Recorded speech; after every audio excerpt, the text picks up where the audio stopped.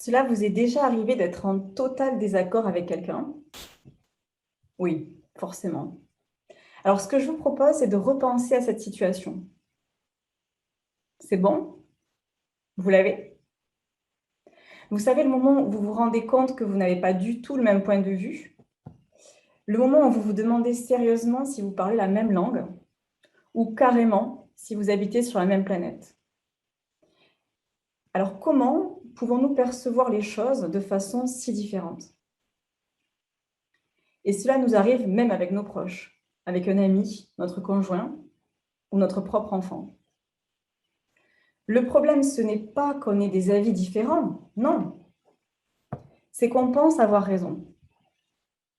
Pire, on pense avoir plus raison que l'autre.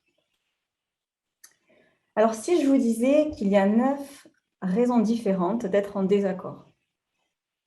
Enfin, ce n'est pas moi qui le dis, c'est l'énéagramme. Alors, c'est quoi l'énéagramme? Ça, je vous propose qu'on en parle juste après. Parce que d'abord, ce que j'aimerais faire, c'est vous faire vivre une expérience. Donc, je vais vous montrer un objet à la caméra et tout simplement, je vous propose de me dire ce que vous voyez. Alors, je vous laisse choisir un mot. Un mot qui vous vient spontanément et qui décrit ce que vous voyez. Alors, pas ce que vous avez appris sur l'objet, ce que vous observez.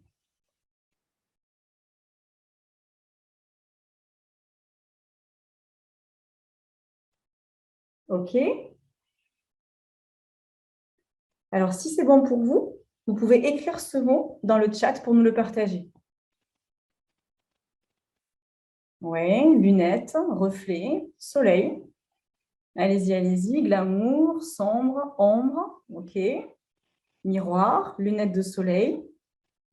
Design, luxe. Lunettes fumées. OK. Bon, vous avez tous regardé la même chose. Et pour la plupart, vous n'êtes pas vraiment d'accord sur ce que vous avez vu. Donc, on est au moins d'accord sur le fait de ne pas être d'accord. Ça, c'est plutôt un bon début. Alors, qu'est-ce que cette expérience nous a montré? Elle nous a montré qu'on perçoit les choses de façon différente. En fait, on perçoit les choses non pas comme elles sont, mais comme nous sommes. On filtre la réalité, à l'image de ces lunettes teintées. Ce filtre, du coup, c'est quoi?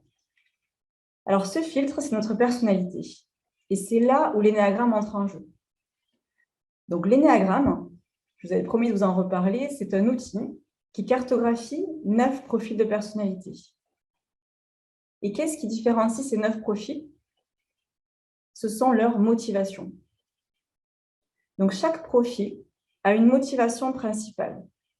Alors, la motivation principale, vous savez, c'est ce qu'on sent dès le matin, dès qu'on met un pied hors du lit. C'est ce qui nous pousse à agir. Alors, vous, c'est quoi votre motivation principale? Je vous propose de prendre un exemple. Une entreprise qui a le projet de déménager. Le manager, il va poser simplement la question à ses équipes, vous en pensez quoi? Et là, vous allez voir les 9 collaborateurs qui ont 9 motivations différentes, ils ne vont pas vraiment voir les choses de la même façon.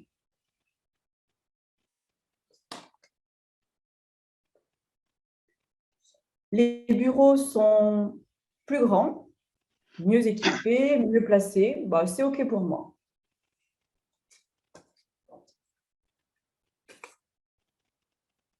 Hors de question, vous avez pensé à Paul. Il va avoir un bureau qui est 2 fois plus petit.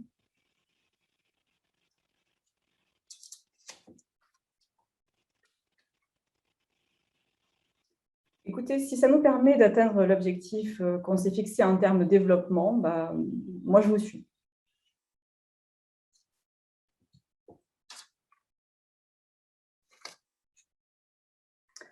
Non, mais ces bureaux, ils n'ont pas d'âme, alors que les nôtres, ils sont chargés d'histoire. Ils nous ont suivis jusque-là. Non, je préfère qu'on reste ici.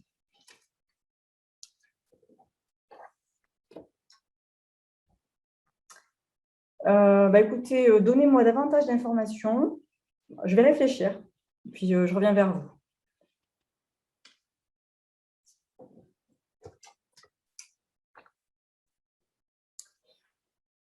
on risque de perdre en souplesse de gestion. C'était plutôt simple quand même avec l'ancien propriétaire et je ne suis pas sûre que ce soit une bonne idée. C'est top ce changement. J'ai hâte d'y être. Ça va être chouette, ça va être sympa.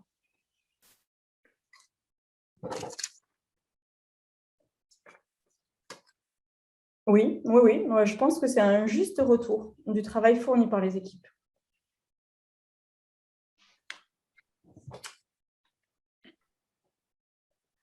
Ceux-là, ils sont bien, hein, mais pourquoi pas? Enfin, si tout le monde est d'accord, OK. Alors, qu'est-ce qu'ils ont fait, ces 9 collaborateurs? Ils ont filtré la réalité. En fait, ils sont allés chercher à l'extérieur, dans leur environnement, des éléments qui répondent à leur motivation principale. Donc, ce que chacun perçoit finalement de la réalité, c'est vrai. Cependant, est-ce que ça veut forcément dire que l'autre a tort?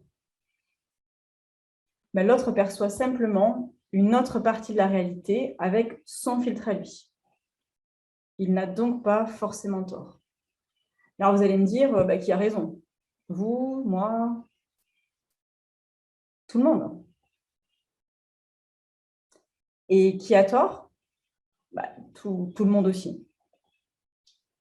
Simplement, ma vérité, ce n'est pas la vérité, c'est seulement une partie de la réalité.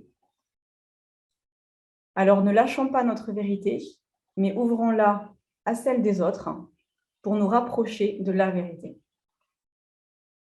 Osons changer de point de vue. Osons prendre le point de vue de l'autre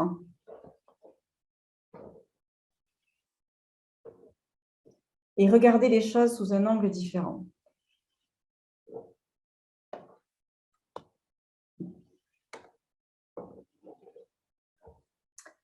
Alors, vous êtes prêts à tenter l'aventure Ennéagramme?